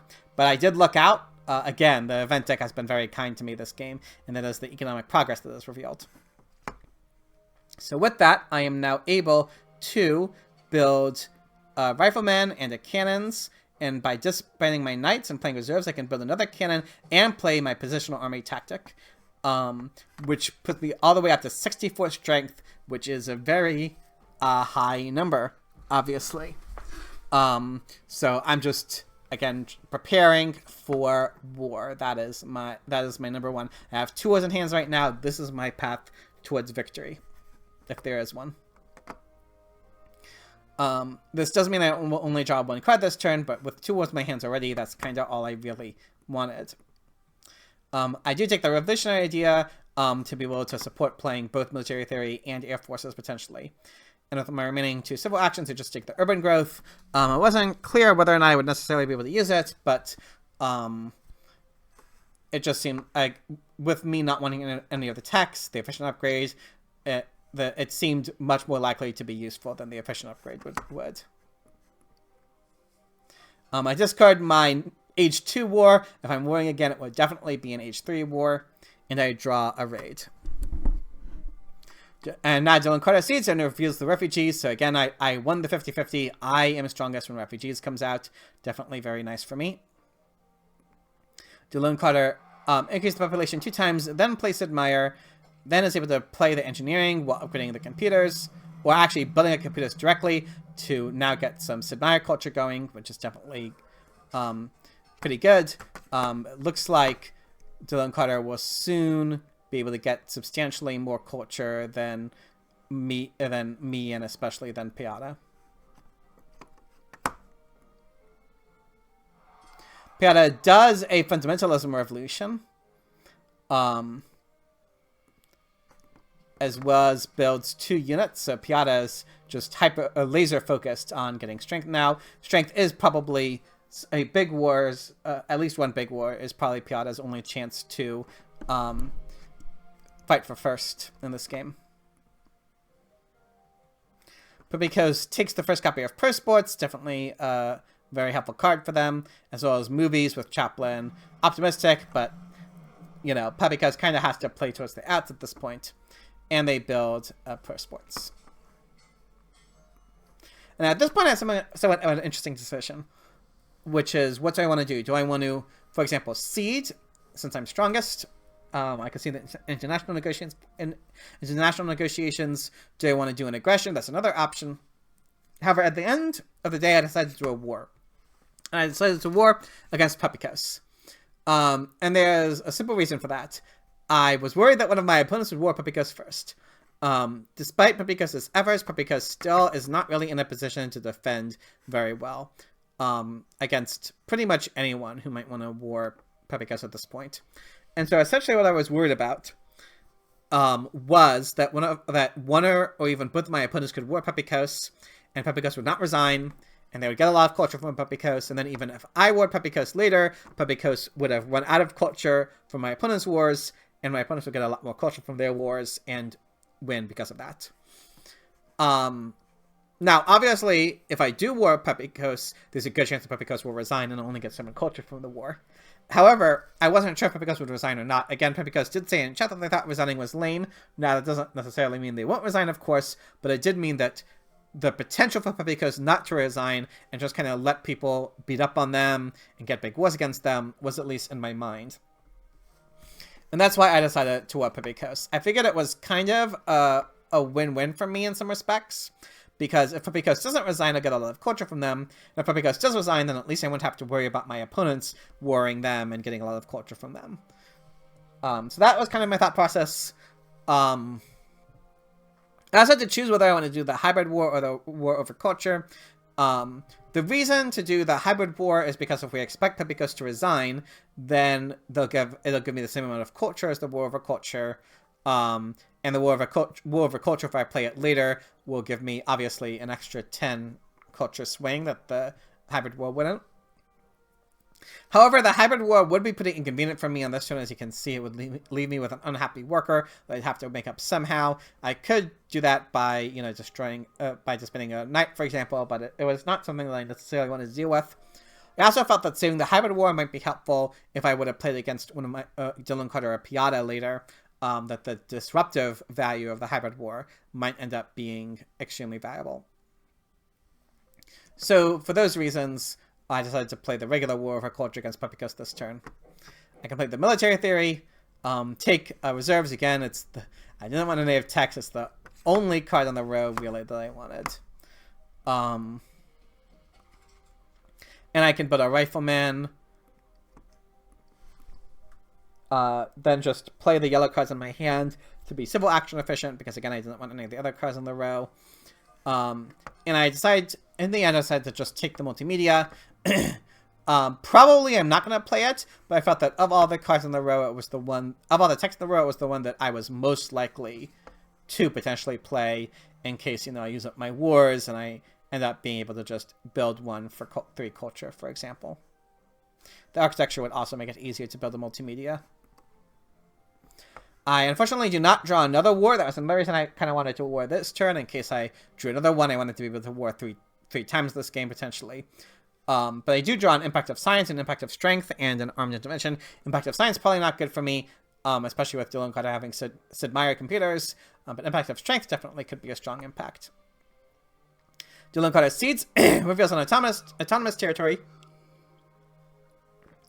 which Puppy Coast is actually able, actually ends up winning. Obviously, I am not able to bid too much, and I think I've just bid the knight that I have. So a bit of unfortunate timing there, though I can't really complain too much about event deck timing, event deck order this game, for me. Anyway, Puppy Coast ends up winning this for 1 army. Dylan Carter then upgrades an oil, nice upgrade to have with the railroad, obviously, and then just takes the United Nations as a pretty decent wonder for them. That's at least available on the row right now.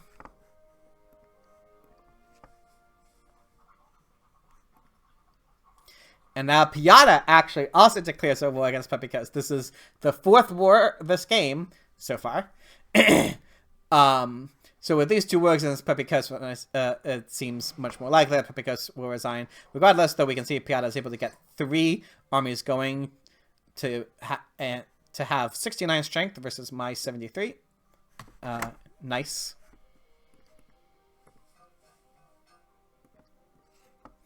And Puppy Coast indeed does resign.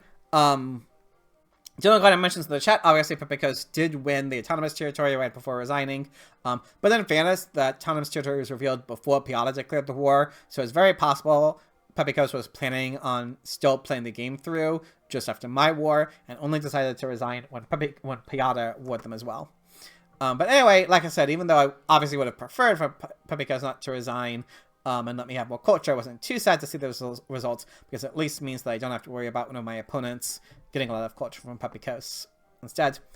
So for my turn, I didn't want to do my hybrid war yet, because we can see the Air Force on the row. I want to build up my army even more. But, oh yeah, there's actually another reason. I should have paused before, sorry. But one thing you might notice, before the Cold War appeared, Piata had exactly 0 science. And the Scientific Cooperation Pact states, if the other cannot pay 1 science, the technology cannot be developed. In other words, before the Cold War was revealed, I was not able to play any text in my hand. So for that reason, I actually had a pretty difficult decision to make on this politics phase. Specifically, did I want to cancel the Scientific Cooperation Pact so that I could play text this turn, or did I want to cede? And in the end, I decided not to cancel it. So the age is almost certainly going to end before my next turn, meaning that on my next turn, the Scientific Cooperation Pact will be gone regardless, and I'll be able to play text regardless. And I just felt my politics phases now were too valuable to be able to spend one just canceling a pact that will be gone before the next turn anyway. Especially since there was the Cold War in the deck that I knew because I had seeded it. Now, there's only a 1/4 chance that the Cold War would be revealed. But the very nice thing about the Cold War being revealed, not only does it give me 6 science, but Piata being stronger than Dylan Carter, Piata getting 6 science too is not only useful for Piata, it's positively even better for me because it means Piata will now have the science to support me spending techs on the Scientific Cooperation. So this is like pretty much the best Cold War ever for me. And with that potential in mind, that's why I see this. And the luck of the event deck does not stop for me. It is impossible to deny that I have been quite lucky in terms of event deck timing in this game. Regardless, though, very happy to see the Cold War appear, obviously. It means that I can play now this Air Forces. And I also actually play the Cavalryman. Now, again, the age is going to end before my turn. So if I want to play the Cavalryman, it needs to be now. I don't actually need the Cavalryman for any tactics, obviously. However, playing the Cavalryman not only gives me 2 culture because I have Coliseum, but it also lets me win the Nobel Prize this turn. So in other words, playing this Cavalryman is basically me spending 2 science to make 6 culture. And that seemed like a very good deal to me. So that's why I played the Cavalryman. And I also decided to take Bill Gates. Napoleon is going to disappear before my next turn. And Bill Gates not only is the only leader on the row, but also he's, you know, definitely in this situation not fantastic, but he's all right. I mean, the extra, you know, 4 rocks we'll get from this game certainly could make a difference. So, seemed fine. And I build an Air Forces just to make sure I'm strongest during my opponent's turns and to prepare further for the hybrid war. I draw an impact of government, an impact of variety, I believe. No, impact of wonders, sorry. And an impact of harmony. And that Dylan Carter declares a war over culture on Piata. So this is the 5th war in this game so far. Dylan Carter builds an Air Forces, 2nd Air Forces, upgrades a lab, takes mounted infantry, and satellites. Going up to 81 strength. Now Piata seeds and reveals a wealthy territory. So this would actually be nice for me to win because I think if I won this, I would be able to have I would be able to build a 2nd Air Force and then another entire army on my next turn for my hybrid war. So that would have been really good for me, obviously. But I was only able to bid 1 unit on it for that to be possible, meaning that Piata was able to win this. But it does mean that with Winston Churchill and this copy of tanks, that Piata actually has just barely enough science to play with the Scientific Cooperation Pact. Piata is able to get to exactly 81 strength. So you recall that when Pepikos warred Piata... Oh, wait, yeah, sorry, I forgot that Pepikos warred Piatas. This is actually the... Wait, so there were 3 Age 2 wars. And this is the third? Yeah, 3rd Age 3 war. So this is the 6th war in this game so far. The first war was Pepikos against Piata. That was a tie. This war is Dylan Carter against Piata, and that's also a tie. So both times Piata has been warred this game, Piata has brought it to exactly a tie, which is certainly not something you see very often. And then takes 2 patriotisms in order to prepare against the very obvious war that I am setting up. Now, in my turn, I'm obviously playing the hybrid war. This is the last turn I can do it. The question is, who do I war? And that's pretty much just a straightforward mathematical question. So I won't bore you with the details, but I went over both Dylan Carter's and Piata's strength potentials, and the likelihood is also the game, given the culture situations, on if I were one or the other. And the basic upshot is, Piata is threatening less strength than Dylan Carter, so a war against Piata would give me more culture. However, war against Dylan Carter is better for 2 major reasons. First of all, as you can see from the culture situation, Piata is pretty much guaranteed to finish third in this game. I mean, maybe there's some combination of impacts on the deck that could let Piata finish second, but almost certainly not. My competition in this game is Dylan Carter. War against Dylan Carter is obviously worth double, because it not only gives me culture, but it also costs Dylan Carter culture. Just as importantly, though, Dylan Carter has this wonder.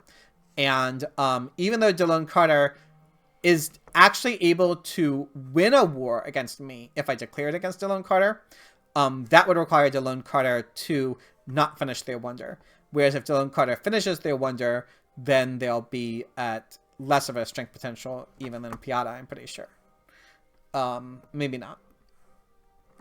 But for those reasons, basically forcing Dylan Carter to either give up their wonder and not defend as much,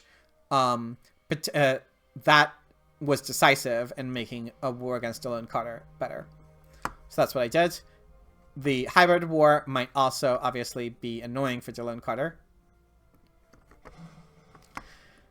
So I can build a second Air Force to span my knights. I am able to also build a copy of Pro Sports. I have just enough science for the Pro Sports such that I can get strength while fixing my happy faces from the hybrid war.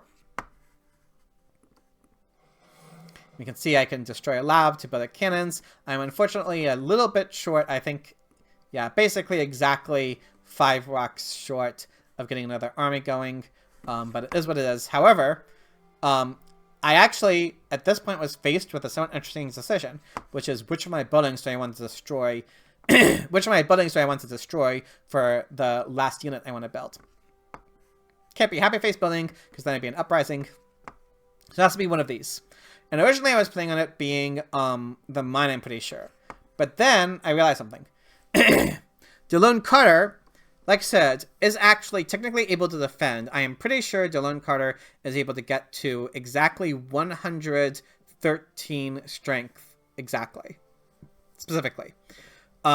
This would cost Dylan Carter a substantial amount, to be clear. Dylan Carter would have to go into uprising for it and not finish the United Nations. But it is possible.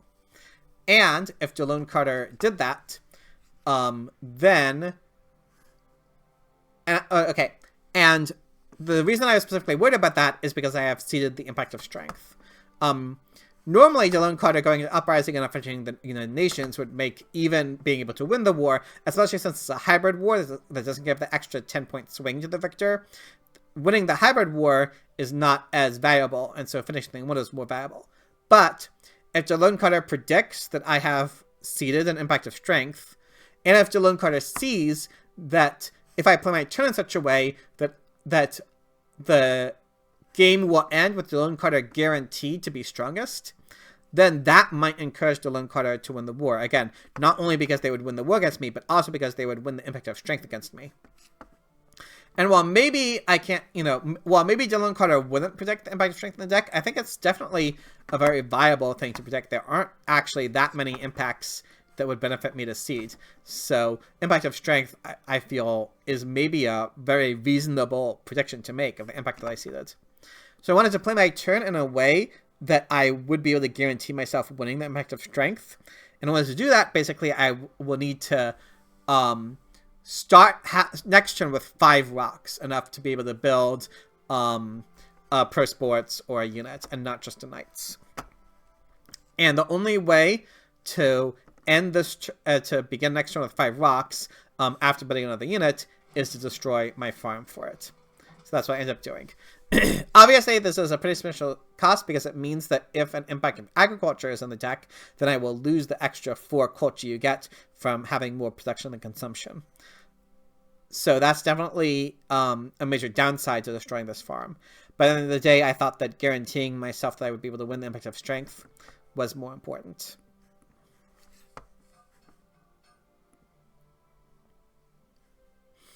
So after the war is a tie, Dylan Carter, we see, after building the 3rd Air Force and playing satellites, decides instead of defending to finish the United Nations instead, and reveals an impact of technology. Now, this is a pretty interesting thing that happened. Dylan Carter did not cede this turn.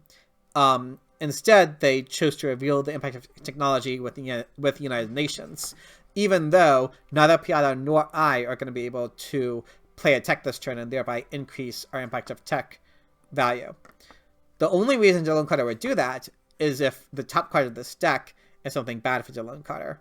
And, well, not the card because there's two H2 events. But basically, one of the, at least one of these was seeded by Delone Cutter, and Delone Cutter does not want to reveal it on their turn.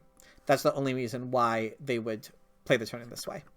It does, of course, however, cost Delone Cutter that 3 culture from seeding. And Delone Cutter finishes by just destroying 3 buildings to get out of Uprising, which could definitely hurt them for some impacts, potentially. Piata on their turn does not seed. Instead, they just build some units. Now, on my turn, I see the impact of government, I'm pretty sure. Yeah, it's again, my only competition at this point is Delone Cutter. So I just seed whichever impact gives me the most culture against them, which is the impact of government. And I reveal, interestingly, the Iconoclasm. So I feel this was almost certainly seeded by Delone Cutter, because if this was revealed during Delone Cutter's turn, they would lose, I believe, 6 culture from Sid Meier. So I think Delone Cutter was afraid of that, and that's why Delone Cutter didn't see the impact of tech and instead revealed it with the United Nations. This does, however, mean that I will lose the potential 1 culture from Bill Gates, which, as we'll see, this will end up being an extremely close game, and that 1 culture could certainly end up mattering. Instead, now I have to decide what I want to do with my last 5 rocks. I'm 1 rock short of potentially rebuilding the selective breeding to prepare for impact of agriculture.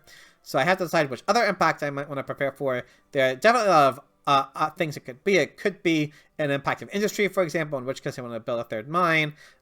It could be some other things. But in the end, I felt that after seeing the way Piata played their turn, where they only built some units, it felt like impact of competition was a very strong possibility. It would definitely be a really good impact for Piata. Now, Piata doesn't really have a way of finishing second anyway, but still, that would make sense to Piata's plays.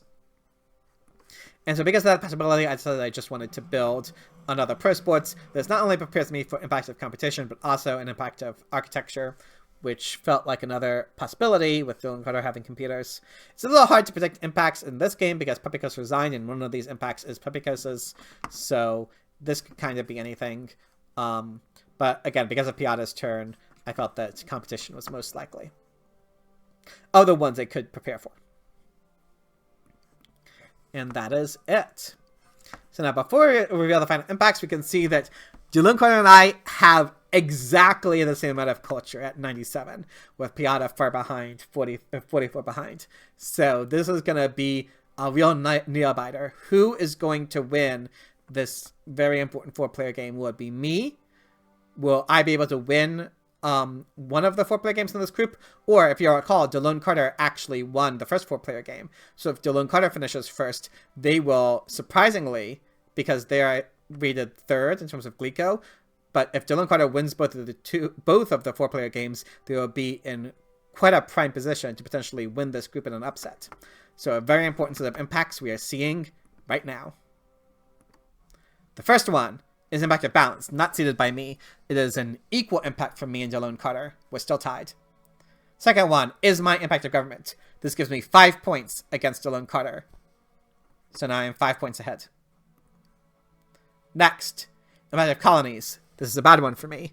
Not too bad, though. I'm still 2 points ahead of Delone Cutter. Next one is my impact of strength.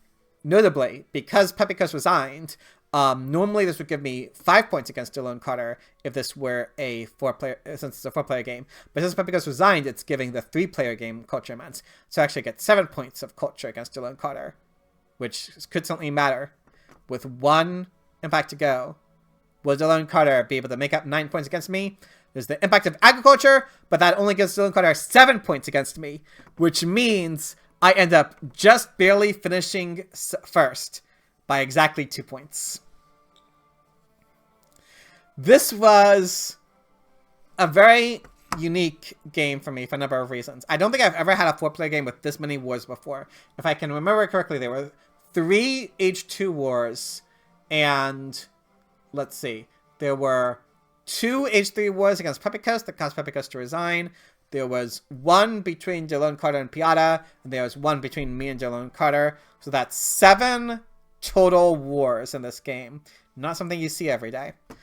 It was also a meaningful game for me personally, because I have felt for a while that military is my weakest aspect in Through the Ages. I feel that I'm kind of more comfortable doing like an economy game or a culture push game, whereas trying to win a game purely through military is a lot maybe less intuitive for me, or at least I have less practice with it.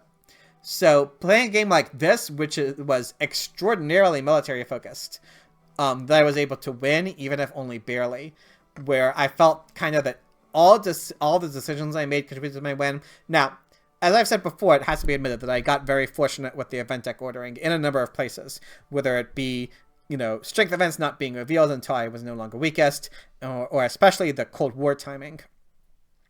The Cold War being revealed is what let me play the Cavalryman, if you recall, which let me win the Nobel Prize, which gave me the 4 culture I needed to beat Dylan Carter. Even the 2 culture I got just from playing Cavalryman was enough to move me from tying Dylan Carter to winning. So that Cold War event timing won me the game. You know, I would have been in more difficulty probably if certain other strength events maybe had hit me, but it's mainly the Cold War event, I think, that helped me win this game. Of course, I also, you know, seeded and knowing that the Cold War was a possibility and knowing that it would be a strong event for me. So I did set myself up for that to happen, but obviously it was very fortunate for me that it was revealed precisely then. As for my opponents, Dylan Carter obviously also, you know... Oh, but anyway, what I wanted to say is, I felt that this game is like a step ahead for me as a Through the Ages player. Even like setting, you know, even setting aside the victory, I mean, it was such a close victory, it really could have gone either way. Dylan Carter could have easily won this game if just a few things have been different. However, the fact that I was able to play such a military-focused game and put myself in at least in a position to win it, that I could end up winning it, felt like a step forward for me as a player, where now I can gain more confidence that when the game situation calls for a military-heavy approach, that I can not only recognize it, but execute the strategy. You know, maybe not perfectly. I'm sure you can notice mistakes I made in this game, but at least to a pretty competent level that allows me to win a game against high-level competition like this one. That made me feel good. So I actually feel this is like quite an important game for my development as a player. Yeah, Dylan Carter, I don't have much to say. Again, Dylan Carter could have easily won this game. I didn't really notice any particular, like, obvious mistakes or things he could have played. I think Dylan Carter just played a really good, really solid game overall. And, you know, if that Cold War had been revealed, Dylan Carter likely would have won. So, Dylan Carter also mentioned, you know, some things in chat that I mentioned previously that Pepikos won the autonomous territory before resigning. But again, I think that makes sense because Pepikos saw the territory before Piata's war. But also that wealthy territory timing, if you recall, was also unfortunate for Dylan Carter because Piata was only able to tie Dylan Carter in strength during that war because the wealthy territory was revealed on that turn. So in a number of ways, I think the event deck timing was not lucky for Dylan Carter. They didn't pay too close attention. Maybe there was some fortunate event deck timing for Dylan Carter, but even something like that refugees timing, where when I seeded with 2 cards in the deck, one of them being refugees, if refugees had been revealed, then Dylan Carter would have gotten the 3 culture from that. Instead, I got the 3 culture from refugees because it was revealed after my turn. That's a 6 culture swing I got against Dylan Carter, which was game decisive. So, yeah, I mean, just in a number of ways, I would say that I almost certainly got, like, far better event deck luck than Dylan Carter did. Now, maybe Dylan Carter was compensated by, you know, stuff like card row luck or something like that. You know, there's so much stuff, or like draw luck. There's so much different, like, probability stuff that goes into Through the Ages. It's really hard to say, I think, in any game who got luckier than another. But I think probably I did get luckier than Dylan Carter this game. Piata, I think, was really hurt by being the weakest in late Age 1 and early Age 2. Piata was not able to get any Age 1 military techs. So Piata was just kind of constantly vulnerable, got hit by a number of strength events. That Pestilence that I seeded was also really hurt Piata. putting them on only one farm for the rest of the game, limiting their population, which meant that later when they wanted to push military, they could only do it by destroying their economy. And at that point, Piata just had no real way to get culture. They didn't have enough economic output to really push culture in any significant way. So I think that's the major reason why Piata got third. Piata was just never able to get a good economy going because of their strength situation. As for Pepikos, it is true that turn when Pepikos played Democracy did lose them this game, as Pepikos mentioned in the chat. Just made them way too vulnerable for that turn. However, I do think that delaying that third mine, not building the third mine in turn 2, was kind of the start of Pepikos' problems in this game. Losing out on those early 2 rocks makes a huge difference down the line, because Through the Ages is a snowballing game. It's a game where early small advantages turn into huge late advantages. Obviously, my petulance also hurt Pepikos a lot. Pepikos was forced to destroy a mine and was never able to rebuild it. And so I think even though Pepikos had the culture lead going to age 3, Pepikos' economy wasn't very good, and because Pepikos had to delay their economy so much, even though Pepikos had the early strength lead, they were not able to maintain that strength lead due to upgrading the economy later. And that's why, and with Pepikos not being able to maintain that strength lead, they just got hit by tons of wars and aggressions, and that decided the game. So yeah, very interesting game. One that while I'm sure there are mistakes that I made that you can point out, and while I did get lucky in some matters, it's still a game where I'm proud of the way I played, where I feel that more or less every decision I made contributed to this very narrow victory. And I hope it was an enjoyable game for you to watch. Before the video ends, though, I'd like to take a quick look at the standings. So in this screenshot I took of the standings, you can kind of see who the slots are in this group, because before any of the 3-player games finished, Piata and Pepikos actually finished the 2-player game between them. So that's kind of funny. And this was also a surprising result, where Piata is the highest Glico player, Pepikos is the lowest Glico rated player, but Pepikos actually managed to win the 2-player game between them. Which means that with 3 games played between them both, they are now tied for 4 points. Delone Carter having gotten second in this 4-player game, and me having gotten third in the first 4-player game, means that Delone Carter is 2 points ahead of me, though. However, we are both pretty substantially ahead, Piata and Pepikos, currently, with 1 less game played in addition. However, there's still a lot of Through the Ages left to play, of course. It is entirely possible for either Piata or Pepikos to win this group, especially if they do well enough in the 3-player games, which are the ones we're going to see next. So, still a lot of Through the Ages left to play in this group. Very exciting to see who will end up winning. Before my next video, so I hope you look forward to that in future videos. Until then, though, as always, if you have any constructive criticism on either my gameplay or my video making, I'm looking to constantly improve in both areas. I hope you enjoyed this video, and I hope to see you in the next one.